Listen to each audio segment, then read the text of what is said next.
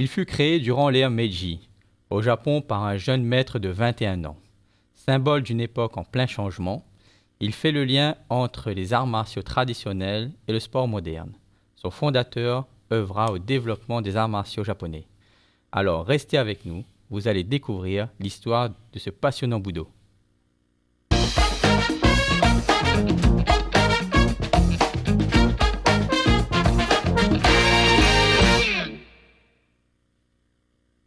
Bienvenue dans ces causeries du sport, dans cette série consacrée aux arts martiaux et sports de combat. Aujourd'hui, nous parlons de judo et de son histoire avec notre invité, Monsieur Guy-Michel Quintin. Bonjour Monsieur Guy-Michel Quintin. Bonjour Monsieur le doyen. Alors, pourriez-vous vous présenter s'il vous plaît? Je suis professeur de judo, je suis 7e dan, bon, c'est le hasard de la vie qui m'ont amené là, et puis le fil rouge de ma vie n'a été que le judo. Donc j'ai passé ma vie à faire du judo, j'ai commencé il y a 60 ans maintenant, et je continue. Voilà, j'ai des cours, j'enseigne, je suis dedans, en plein. Et de ce judo, parlez-nous un petit peu d'où nous vient-il? Alors le judo nous vient du Japon, comme vous avez bien voulu le préciser. Et effectivement, c'est un jeune, Jigoro Kano, et il est apparu pendant l'ère Meiji. L'ère Meiji, c'est quand même une rupture au niveau du Japon qui a été une rupture extrêmement importante, dans le sens où le Japon, du jour au lendemain, s'est ouvert au lendemain et s'est ouvert au monde extérieur. Et en s'ouvrant au monde extérieur, ils ont rompu beaucoup de choses. Ils ont rompu au niveau de la tradition, ils ont rompu au niveau des shogunats. Ils ont supprimé tous les shogunats qui existaient, c'est-à-dire ces généraux qui tenaient des régions entières, dont le plus célèbre a été Kurosawa, pour remettre un empereur à la tête de l'État, c'est l'empereur Meiji en l'occurrence, et qui de 1868 à 1912, date de sa mort, a permis au Japon de s'ouvrir totalement vers l'extérieur. S'ouvrant totalement vers l'extérieur, ils ont fait profiter le Japon d'une modernisation que l'on retrouve encore maintenant, et qui fait qu'à cette époque-là, un individu qui s'appelait Kano, qui était de 4e rang impérial, a fait de très longues études. Il avait une licence en philosophie, et il faisait également des pratiques. Alors pourquoi? Parce qu'il avait une spécificité, il faisait 1m58 et 60 kg, et toute sa vie, il a été la risée de ses camarades. Et comme il avait très mauvais caractère, ce que j'ai découvert avec le temps, parce qu'on a l'image de Kano, cet homme sage et paisible, on s'aperçoit effectivement que c'était quelqu'un de très mauvais caractère et qui, toute sa vie, a eu des conflits, mais des conflits dans un but de faire progresser ce à quoi il croyait. Et à partir de ce moment-là, il s'est engagé, et il a, à un certain moment, c'est-à-dire à partir des années, il est né en 1860, à partir des années 1880, il s'est engagé dans l'étude, effectivement, des arts martiaux. Alors, l'essence de sa réflexion, ça a été quoi? Ça a été, le Japon se modernise, certes, mais est-ce que tout ce qui est notre tradition, tout ce que nous avons vécu, tout ce qui est notre patrimoine doit disparaître? À l'époque, au Japon, il y avait plus de 150 écoles de Jiu-Jitsu.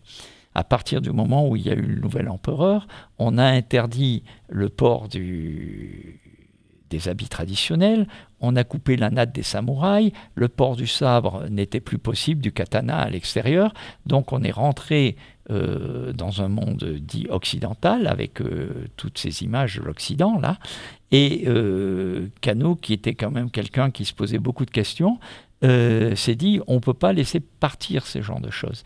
Et il s'est basé sur la pratique de 3 écoles de Jiu-Jitsu.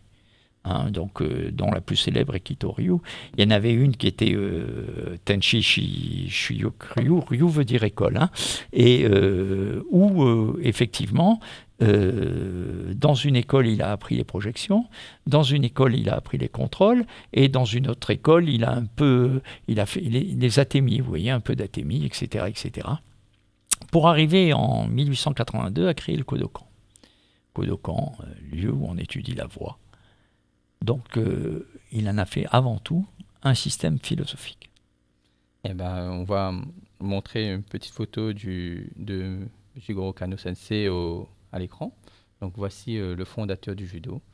Donc là déjà, il était déjà un petit peu âgé déjà. Oui, il était à la fin de sa vie. À la fin de sa vie, il a beaucoup tourné. C'est-à-dire qu'il a visité le monde entier, il a essayé de développer sa discipline. Parmi les gens qu'il a eu comme élève direct, il y a eu Gracie, vous savez, Gracie, qui lui est resté sur une partie du judo qui était le newaza, c'est-à-dire la pratique du judo au sol, et qui a développé cette pratique, disons qu'il a gardé cette pratique, parce qu'elle existait déjà. Comme j'ai dit tout à l'heure, il y avait 150 écoles de Jiu-Jitsu. Il a gardé cette pratique et il l'a développée à l'extrême, alors que le judo, lui, Kano a rassemblé toutes ces écoles pour en faire un lieu d'éducation. Alors attention, le judo se distingue de tous les autres sports et de tous les autres arts martiaux parce que ça s'est voulu une voie éducative. Il l'a mis en place essentiellement parce qu'il pensait que le judo pouvait servir effectivement à éduquer la jeunesse japonaise qui se laissait attirer par les sirènes de l'Occident, qui commençaient à se libérer un peu de tout, et il pensait que la rigueur et la mise en place de règles de fonctionnement pouvaient permettre effectivement de canaliser une jeunesse. Il ne faut pas oublier que le japonais est par essence nationaliste, et qu'il a une très haute opinion de son peuple, de lui-même, et qu'à partir de ce moment-là, il s'est mis au service d'un moyen qui s'appelle l'éducation. L'éducation par la pratique d'arts martiaux condensée dans une technique que l'on appelle le judo. Et pourriez-vous nous parler justement des grands principes étudiés en judo? Alors, les grands principes qui ont aidé effectivement à la construction de ce judo, le premier principe, c'est que c'est le Junori. Alors, le Junori, c'est ce qu'on appelle le principe de l'adaptation. Alors, ça a été traduit en français par le principe de la souplesse. Dans le judo, on dit la voie de la souplesse. Mais ça, c'est une traduction littérale. Le sens, c'est le principe de l'adaptation. Le principe de l'adaptation, c'est être capable, en fonction d'une situation, de trouver la réponse adéquate. C'est ça le principe de l'adaptation. Mais ce principe, c'est un principe qui s'adapte autant sur un tapis que dans la vie de tous les jours. Et il veut démontrer par là que la confrontation directe n'est jamais le meilleur moyen pour arriver à ses fins. La confrontation directe, c'est le moyen binaire qui fait que agresseur-agressé, et là on rentre en confrontation directe et ça ne fonctionne pas. L'adaptation, c'est la troisième voie. Cette voie qui veut qu'effectivement on puisse, soit par la discussion, soit par l'attitude, soit par la posture, soit par la connaissance, soit par pas mal de choses, éviter tout conflit. Parce que le but du jeu, ce n'est pas de rentrer en conflit. Le but du jeu, c'est d'éviter ces conflits. Donc le Junori, c'est le premier principe qui a été mis en place au niveau du judo et qui permet, au travers de la technique, effectivement, de pouvoir répondre aux attaques du partenaire. On est au départ un sport de défense, un sport d'esquive, un peu comme l'aïkido d'ailleurs, mais sauf que la différence de l'aïkido, si je peux me permettre, je ne maîtrise pas trop l'aïkido, c'est le fait effectivement qu'on va au contact. On va au contact et puis on a un suivi de contrôle au sol et puis les clés de bras et les strangulations ont été gardées. Donc tout ça font que effectivement le judo s'est construit de telle manière effectivement à être une philosophie de l'adaptation. Une philosophie de l'adaptation qui doit servir tous les jours. Tous les jours. C'est-à-dire que je m'adapte, certes, mais c'est dans la vie de tous les jours. Donc ça transgresse effectivement la simple pratique martiale sur un tapis. Voilà. Le deuxième principe qui est en continuité de celui-ci, c'est Zeiroku Zenyu. Alors c'est difficile à dire. C'est la meilleure utilisation de l'énergie. Alors la meilleure utilisation de l'énergie, en pédagogie et en éducation physique et sportive, on appelait ça l'efficience. C'est-à-dire la capacité que l'on a d'utiliser le moins possible d'énergie pour arriver au meilleur résultat possible. C'est la meilleure utilisation de son énergie pour arriver au meilleur résultat possible. Et dans ce cadre-là, ça demande beaucoup de pratique parce que être susceptible de s'économiser dans un rapport où rentre en plein d'invariants, hein, la distance, la garde, le temps, la technique, pour nous il y a la projection, donc toutes ces données-là, pour les maîtriser dans un ensemble, ça demande des années et des années de pratique. D'ailleurs, Kano dira qu'il n'y a pas de progression sans pratique et que la pratique finalise effectivement l'individu que l'on devient. Donc ce Zeiryoku-zenyo, c'est ce qu'on peut retrouver aussi dans les moments de grâce. Alors je ne sais pas si vous avez connu ce sentiment, mais ça arrive très rarement. Très rarement, moi j'ai souvenir poignant d'une technique en compétition, bien entendu, parce que la compétition jauge. En compétition, un moment où effectivement tout était aligné. On dira que les planètes étaient alignées et que tout était aligné, c'est-à-dire que le mouvement est parti au bon moment, voilà, etc., au bon moment, dans le bon temps, fait de manière parfaite, sans que tu ne sentes l'adversaire, la présence de l'adversaire, et qu'il a été finalisé par ce moment de grâce qu'on peut retrouver en regardant un danseur, que l'on peut retrouver face à une œuvre d'art qui vous émeut, que l'on peut parce que les arts martiaux, il y a art dedans, il ne faut pas oublier. Donc c'est quand même la production de quelque chose qui dépasse la simple réalisation basique, et qui fait qu'effectivement on arrive à un moment à produire des mouvements qui sont à la perfection. Mais avant d'arriver à la production de perfection, ça demande un temps infini de travail. Et quand on répète nos katas, par exemple, où il y a, on expliquera peut-être tout à l'heure ce que sont les katas, quand on répète les katas, effectivement, cette notion de perfection, elle doit être complètement maîtrisée pour arriver effectivement à faire passer une émotion. Si vous voulez arriver à avoir quelque chose de positif, il faut être susceptible de faire passer une émotion. Et vous remarquerez, on peut regarder un match de rugby, on a des moments d'émotion fabuleux quand tout se réalise dans le temps et tout se réalise à la perfection, qu'il n'y a pas de faute, qu'il n'y a pas d'erreur, et que les individus arrivent à écraser le ballon dans l'embut adverse. Donc voilà, c'est ça, cette notion de grâce qu'il faut essayer de trouver, et ça, quand on la trouve, on a gagné son salaire, c'est-à-dire qu'on a reçu effectivement la récompense de l'engagement dans lequel on s'est mis. Voilà. Après, il y a une notion aussi qu'on voit souvent dans le principe, je ne sais pas si c'est un principe ou une notion au judo, qui s'appelle le Jutakue. Oui, Jitakue. Alors, Jitakue, c'est un des fondements. Et Jitakue, c'est... Alors, Kano, il faut quand même qu'on parle que Kano a été profondément influencé par Socrate et par Confucius. D'accord. Ensuite, au niveau des Européens, il a été influencé par le darwinisme social, mais également au niveau des Français par Blaise Pascal et par Rousseau. On a Yves Cadeau, qui est directeur de thèse à Toulouse, a écrit un doctorat sur Kano, où il a retrouvé près de 500 courriers. 500 courriers, alors au départ il ne parlait pas japonais, maintenant il est japonophile, il parle trois langues, parce qu'il y a tellement de langues et d'écritures qui sont différentes, et il a été capable de retrouver ça, qui était abandonné d'ailleurs, que plus personne, de les traduire, et de s'apercevoir qu'effectivement Kano avait une vision très humaniste de l'homme. Et parmi les individus qui l'ont profondément influencé, il y a eu Ferdinand Buisson. Alors, vous allez me dire, qui est Ferdinand Buisson? Personne n'en parle jamais. Ferdinand Buisson, c'est le prix Nobel de la paix 1927, qui a créé la Ligue de l'enseignement, qui a été à l'origine de la Société des Nations, et qui, effectivement, était un homme profondément engagé dans l'éducation au sens large. Et tous ces gens-là croyaient que c'était qu'en éduquant les individus, on arriverait à une société qui sera meilleure. Parce que la science, la connaissance feront que, effectivement, nous arriverons à éduquer l'individu vers le progrès, et le progrès en enclenchant, bien entendu, un respect entre les individus, parce qu'on sera tous tournés vers l'amélioration.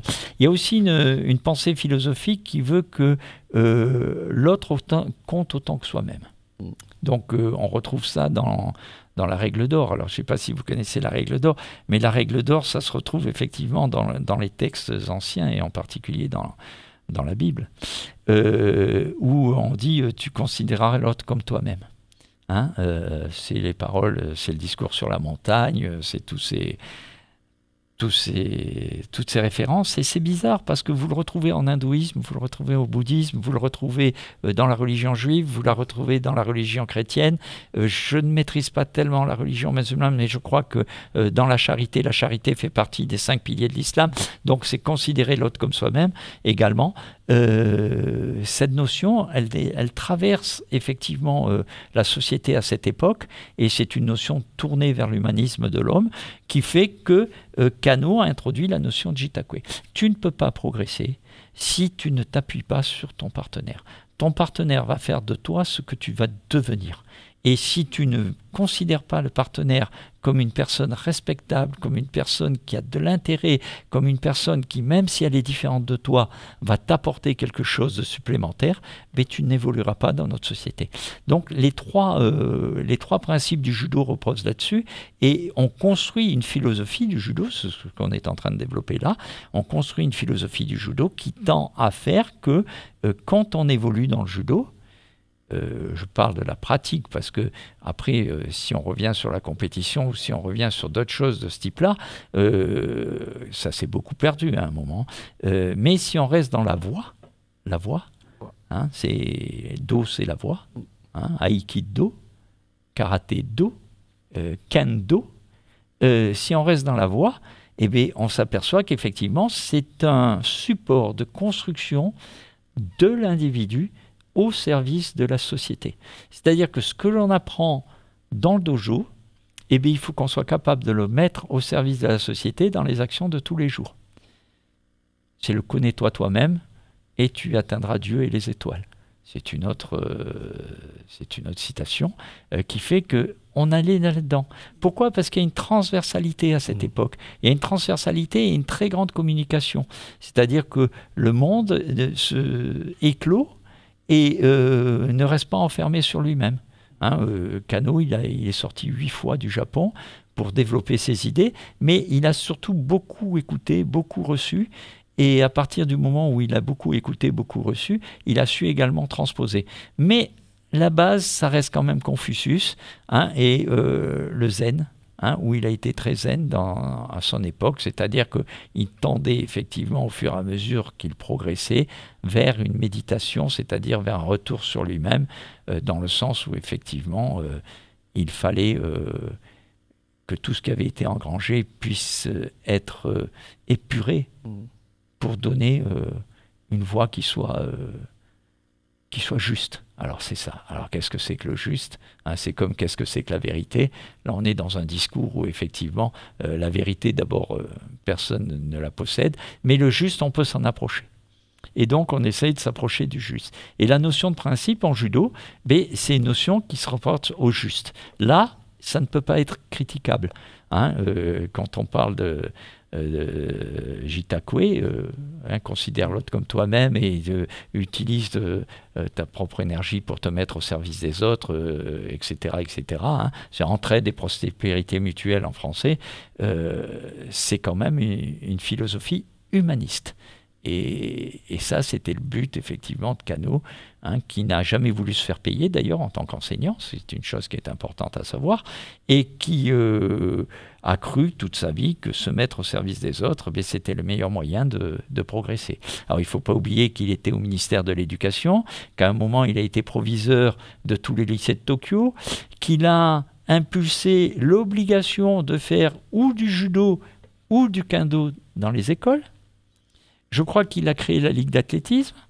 Enfin, c'était un philosophe, parce que c'était un philosophe, avec une idée universelle de la valeur de l'homme et du tout. Et je sais qu'à la fin de sa vie, il était en souffrance parce que le nationalisme japonais lui a posé problème. Bon, il a eu la chance de mourir en 1938, donc il n'a pas vu 1941, il n'a pas vu Pearl Harbor, il n'a pas vu la guerre, et il a eu le temps de faire passer un message qui est un message d'humanité et d'amour entre les gens.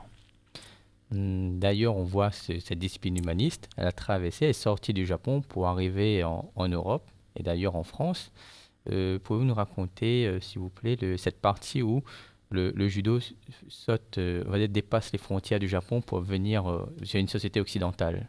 Oui, alors le Kano avait à l'idée que son système d'éducation, parce que c'est un système d'éducation totalement complet, le Kodokan, le lieu où on étudie la voix, il y avait une école de médecine qui était attachée, on étudiait les shiatsu, il y avait beaucoup de recherches, il y avait un système éducatif qui était mis en place, qui faisait qu'on évoluait en fonction. La notion de grade au Japon, c'est un peu les grades qu'on retrouve en JJB à l'heure actuelle, en Jiu-Jitsu brésilien, où il y a de la blanche, la marron et la noire. Ce sont des temps longs d'études qui font qu'effectivement on passe un temps long à étudier avant d'acquérir effectivement ce qui est nécessaire, ce qui est le strict minimum pour prétendre à un grade au-dessus.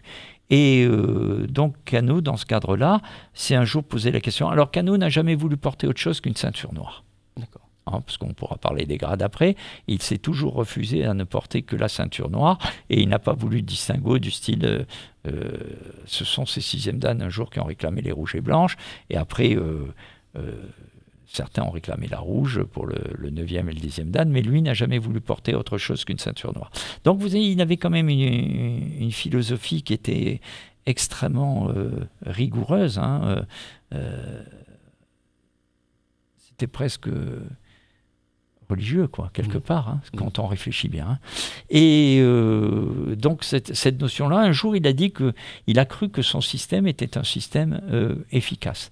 Et donc, il a commencé à envoyer de ses élèves un peu partout dans le monde. Les pays qui ont été concernés, ça a été le Brésil, mais surtout l'Angleterre et la France.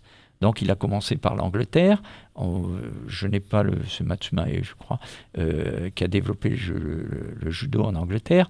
Mais en France, il y a eu Michigami. Non, c'est pas Michigami, c'est... je vais le retrouver, vous m'excusez.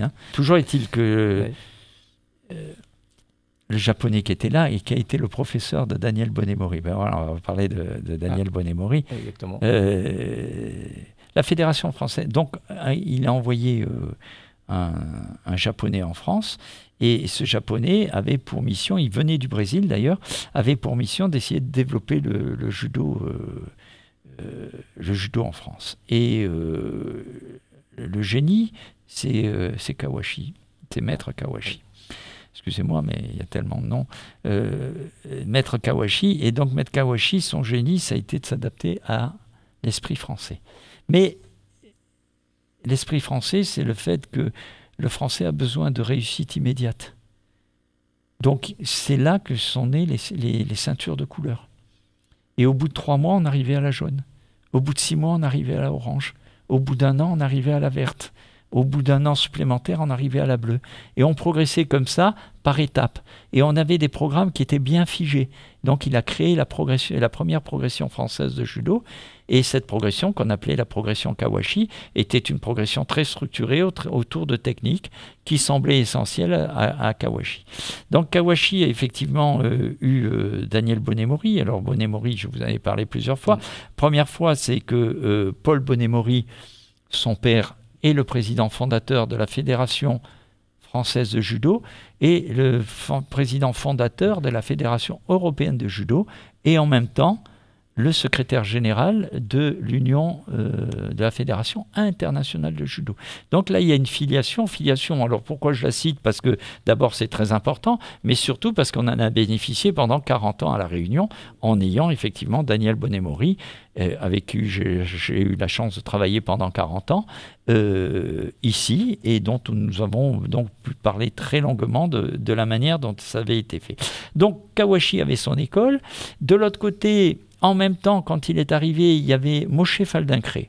Moshe Faldinkray, c'était un Israélien naturalisé anglais qui est venu en France et qui avait certainement étudié dans les... Alors, j'ai plus le terme, mais le Krav Maga en est issu, c'est-à-dire dans les services secrets israéliens. Et c'était un agent secret, etc., service secret. Et donc, ils avaient étudié toutes ces techniques. Et quand il est rentré en France, il s'est mis en contact immédiatement avec Kano.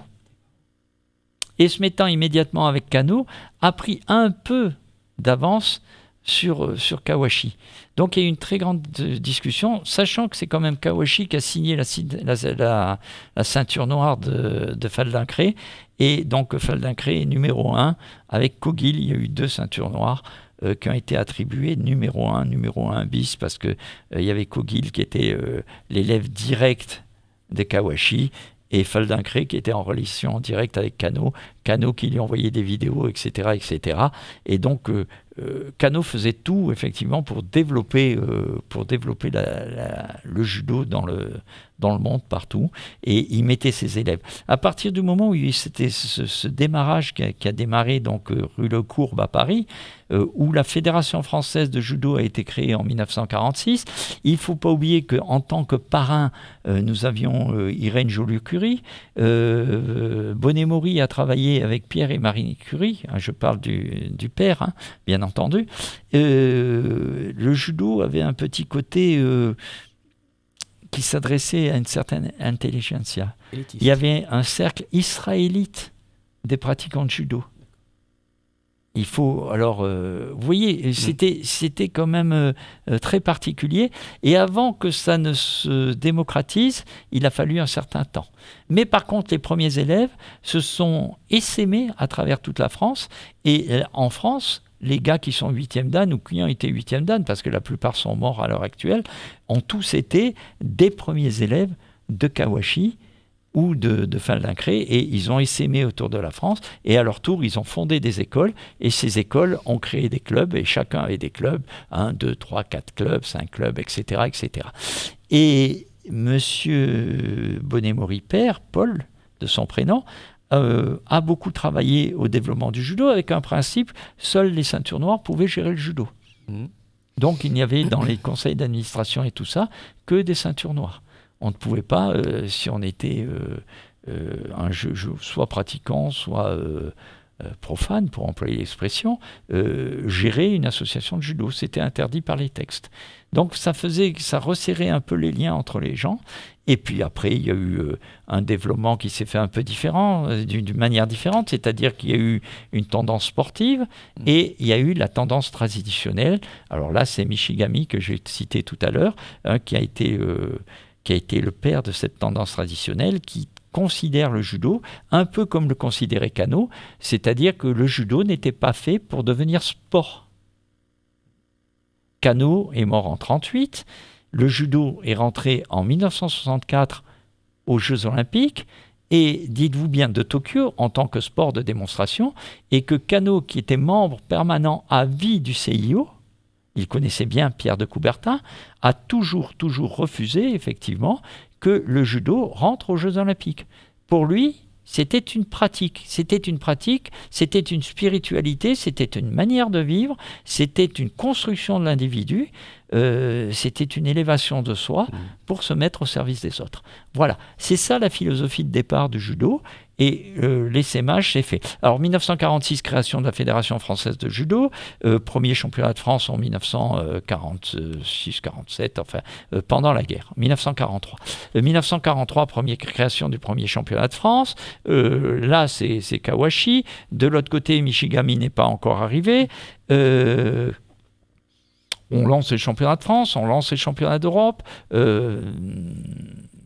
Bonnet-Maury était plutôt judo sportif, donc on faisait du combat, on se confrontait aux Anglais qui étaient plus forts que nous. Après, nous les Français, on est devenus les maîtres en Europe, et on l'est resté pendant quasiment tout le temps, si ce n'est pendant la période de l'Europe de l'Est, où là on combattait contre des gens qui avaient des aides différentes. D'accord. On va pas dire qu'ils étaient dopés, mais c'est ce que ça veut dire. Et donc c'était un peu dur à ce moment-là, contre la CCP, c'est-à-dire l'Union soviétique, et contre la DDR, c'est-à-dire la République démocratique allemande.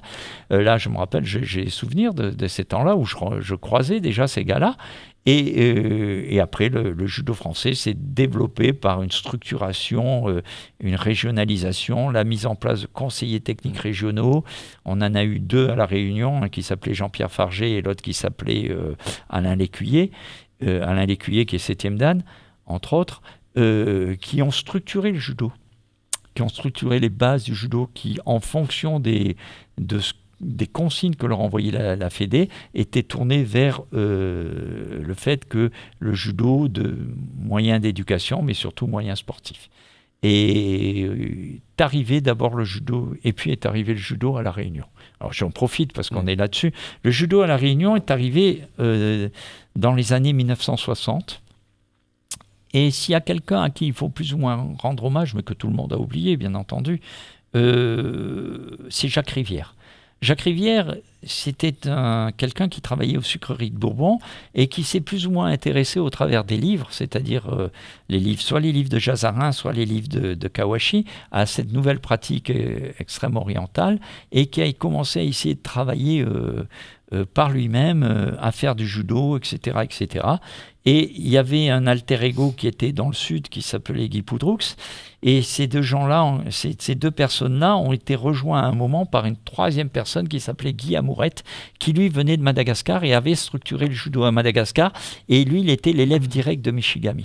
Vous voyez ces filiations qui se font, et c'est toutes ces notions de filiation, et ils ont commencé à développer le judo dans les années 60. Alors c'était des petits clubs, des petits machins, avec un parrainage obligatoire. Alors par exemple, Franck Payette, qui a été mon corélégionnaire et prof avec moi pendant 40 ans à Saint-Paul, m'expliquait que si tu n'étais pas parrainé, tu ne pouvais pas ouvrir une salle. Et lui, il avait été parrainé par le docteur Pota, qui n'avait rien à voir avec le judo, mais qui était un politique important à Saint-Paul, et qui a fait qu'il a pu monter une salle de judo. Alors, ça a été l'époque de la grande distribution des grades, parce que Payette a commencé en 66, en 68, il était ceinture noire. Pourquoi ? Parce qu'il fallait distribuer des grades, un peu comme ça s'est fait dans d'autres disciplines, pour que les gens puissent pouvoir enseigner. Et ils ont monté leur petite salle et tout ça. Et en 1963, ils ont fait venir un gars de métropole, qui était un gendarme, qui avait le titre de référent technique, délégué par la Fédération française de judo, qui s'appelait Jean Carouer. Ce Jean Carouer, alors j'ai communiqué avec lui parce que quand j'enseignais, quand j'étais chargé de cours à l'UFR STAPS, j'ai fait faire un mémoire par un élève d'ailleurs, et donc moi j'ai communiqué avec Jean Carouer. Jean Carouer m'a laissé dans ses mémoires le fait de dire qu'il avait structuré 19 clubs à La Réunion. Alors 19, c'est un chiffre faramineux, hein. Faramineux, je ne sais pas si vous vous en rendez compte, hein, parce qu'on doit être à 25, 26, 27, on n'est pas resté beaucoup plus loin. Et donc, tout le monde a reconnu son travail. Et en 1966, date de la création, il y a eu le premier passage de grade de ceinture noire. Et là, il y a eu 5 ceintures noires qui ont été données. Jean-Marie Fiandino, qui a quitté La Réunion ensuite et qui a terminé 6e dan, qui est mort il y a quelques années. Enfin, tous les gens que je vais citer, ils sont quasiment morts. Jacques Rivière, qui est devenu 1er dan. Guy Poudroux, qui est devenu 1er dan honoris causa, parce que c'était quelqu'un qui était très engagé dans le développement de la discipline. Et puis Mademoiselle Assam, qui est toujours là, qui vit toujours à La Réunion, qui a été la première réunionnaise ceinture noire de judo. Personne n'en parle. Elle a disparu des radars, mais elle est toujours vivante et elle vit toujours à La Réunion. Et elle a un nom de femme que je ne maîtrise pas, mais s'appelait Mademoiselle Assam. Et donc voilà, c'était et Mademoiselle Gaillard, une autre de deux jeunes filles. Donc le judo est parti comme ça, avec un club très important qui était le club de la gendarmerie. Voilà, vous voyez comme quoi les trucs c'est fait. Et puis ça s'est développé. 66, création de la Ligue. Moi, je suis arrivé en 73. Donc j'ai vu les anciens et j'ai connu leur gestion, avec une guerre impitoyable entre la Fédération française de judo, qui est une fédération dite sportive, et le Collège des ceintures noires, qui était une fédération qui se voulait sans catégorie de poids, sans... vous savez, les compétitions sans catégorie de poids existent encore au Japon pour les enfants. D'accord. Pour les enfants. Pour les enfants. bien qu'il y a aussi des compétitions par catégorie de poids. Mais l'essence même du judo, c'est le petit qui terrasse le gros. Si tu maîtrises, tu dois être capable de faire tomber le gros. Et je me rappelle quand j'étais jeune, que je combattais, il n'y avait pas... on pouvait combattre par exemple par équipe, on avait nos catégories, mais rien ne m'empêchait, moi qui étais moins de 65, pour avoir ma place dans l'équipe, j'étais obligé d'aller combattre en lourd, c'est-à-dire en plus de 70, chez les cadets. Pourquoi ? Parce que la place en moins de 65, elle était occupée par le vice-champion de France, Jacques Bourgeois. Donc, j'avais pas ma place. J'étais pas encore arrivé à un certain niveau. Donc, pour pouvoir combattre dans cette équipe, qui était une équipe relativement performante, j'acceptais systématiquement de combattre en lourd. Et j'allais combattre en lourd. Mais c'est l'essence même du judo. Après, ça a changé. On a introduit les catégories de poids. Maintenant, on ne doit pas dépasser de 10% le poids autorisé dans une catégorie, le décalage. Ça, c'est devenu extrêmement sportif. Et le judo, après, a commencé à devenir télégénique. Et donc, à partir du moment où il devient télégénique, on introduit les kimonos de couleur, le bleu et le blanc.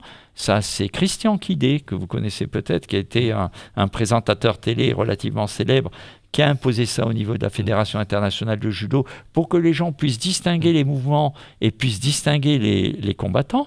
Et puis aussi, on a changé les règles systématiquement. Ouais. Et chaque année, nous avons de nouveau les règles.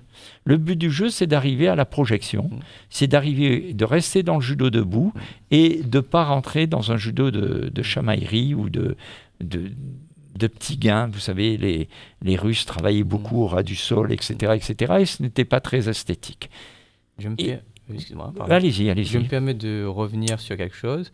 Vous avez parlé de M. Bonnet-Maury de tout à l'heure. Oui. Donc, on était par...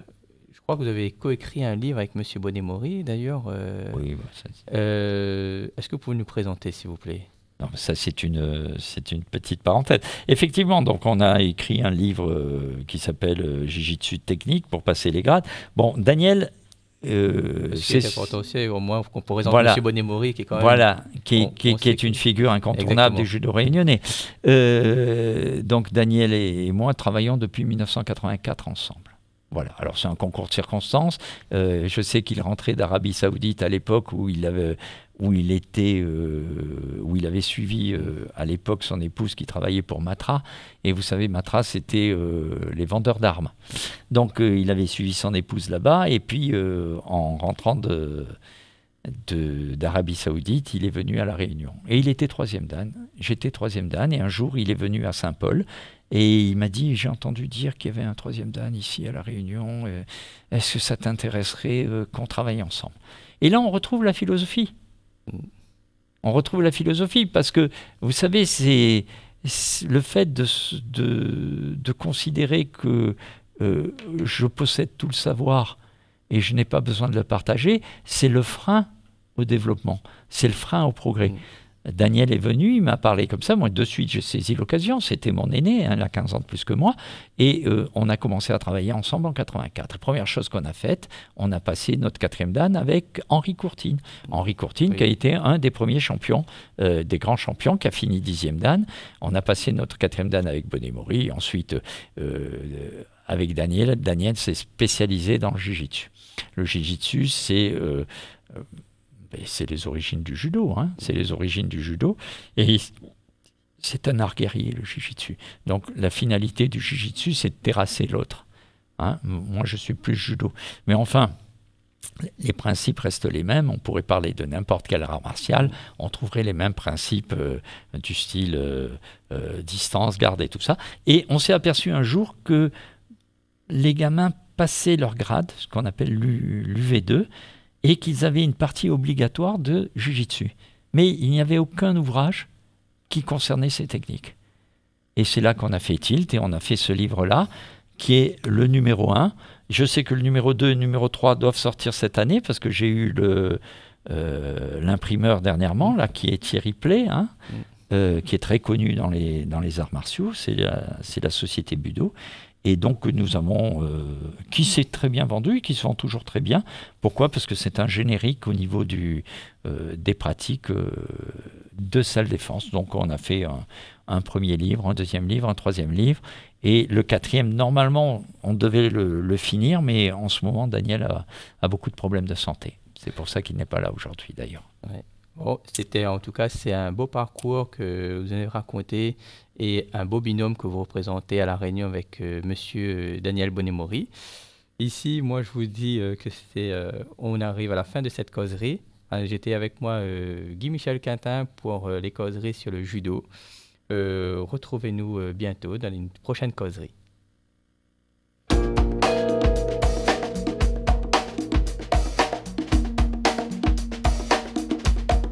Thank you.